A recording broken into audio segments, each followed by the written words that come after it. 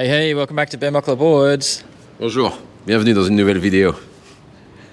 He's talking French.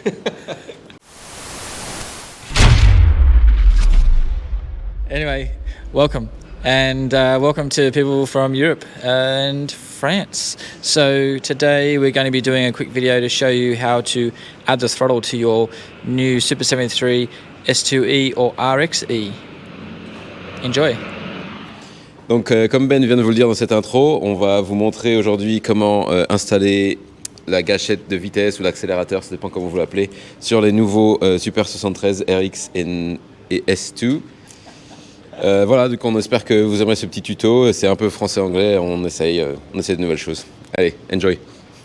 All right, a quick introduction to the placement of the throttle. So here we have the throttle close to the handlebar grip, and then the gears, and then the brake. So the important thing about the brake placement is that you can still reach the brake, and you have access to the throttle. So that's one thing that I like there. Now, when you are installing it yourself, you do have another option, and it's really up to the user to decide how to do it and how to take that risk. Now, this is my bike. I like to have access to more of the brake and more of the gears because I'm riding using the gears a lot more, the 10-speed gears that is. I don't mind having to reach a little bit further for the throttle because I don't mind so much. Hey, if I can't reach it, I much prefer to reach the brakes and the gears. Donc ce que Ben vient de vous expliquer, c'est que celui-là c'est le placement officiel où on place la gâchette après le frein et les vitesses, juste contre le grip. Et sur son vélo à lui, il le préfère plus loin parce qu'il utilise plus souvent les gâchettes de vitesse que la gâchette d'accélération. L'important c'est toujours d'avoir bien accès au frein, mais en vrai vous pouvez faire comme vous voulez. Alrighty, so these are the tools you'll need. The 2.5mm, the T25, Allen key, and of course the throttle. Is it easier if you sit on the bike, Omar, when you do it? Or later on. Later on it is? Yeah, when we're just adjusting. All right, everything. so Taking things out. Omar's going straight for the handlebar. He's taking that off first. Donc la première étape c'est de retirer les grips avec une clé Allen de 2,5 mm. That's French for he just took the grip off. Yeah, so one thing here, Omar, is that by default, you've got the gears, the brake, and the handlebar. Some people might assume that it's, you're putting the throttle in here, but we know from experience that won't work.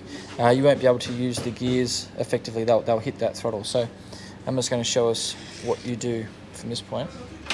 Donc la deuxième étape c'est d'utiliser une clé Torx T25 pour retirer les freins. Et ce qu'on veut faire en fait c'est de bouger le frein après les gâchettes de vitesse et on va mettre la gâchette d'accélération à la place. Okay, so Omar is taking the brake off and he's putting it to the other side of the gears.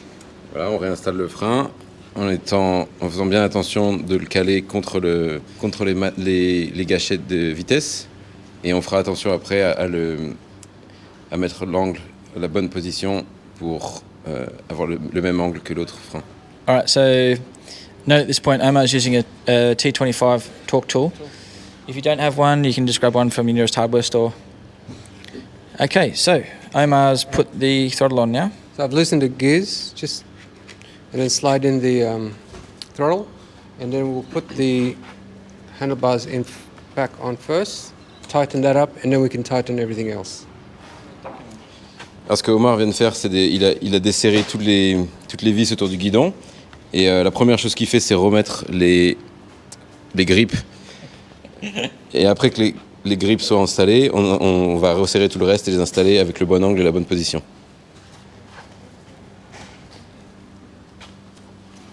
Nice one. So it was just hand tight on that grip there, was it, Omar? Yeah, tighten it as tight as you can. As tight as you can. Yep. To make sure that grip stays on. And then what's happening now? We'll put the wire down below. So under and in front of the Gears. the gears. Yep. And then we'll put the brakes on. On peut passer le câble de l'accélérateur This time. au-dessus de la manette de vitesse et on ira le brancher au câble après. Et ensuite, on installe tout le reste en le mettant au bon angle et là où c'est confortable pour vous. Okay, and this time I get on the bike, makes it easier to adjust, make sure everything is square. And notice it's a bit of a handful. There's obviously like 3 components of the bike there in one small spot. So take your time and get everything lined up and just make sure obviously that everything works. Check the brake, check the gears and check the throttle. Make sure the throttle's placement is good as well. Donc là, Omar a serré les freins et la manette de vitesse. Et il fait juste attention à ce que, la gâchette de l'accélérateur ne touche pas la première gâchette de vitesse. Et ensuite, une fois que c'est une position confortable, il le resserre avec une clé à laine 3 mm. So what I'm doing is I'm tightening up now the throttle, but I make the throttle pretty much like level. So not too high and not too low. Too low you'll hit this. Too high it'll be hard for you to reach. So about level with the handlebar top. Correct. Yeah. Okay. You may have to adjust anyway. As you can see here, when you go down there is clearance still Ah yeah. at full. Donc là, Omar montre qu'il a fait bien attention à ce que la gâchette d'accélérateur ne touche pas la gâchette des vitesses. Et la dernière étape, ça va être de le brancher au câble qu'on a derrière votre protecteur. All right, so Omar's got the throttle installed on the handlebar correctly, and there's still this yellow cable coming out of it. So Omar's just found the other loose cable. This one. It is that one, and There's a little cap. yep. Just pull that off. And then make sure that you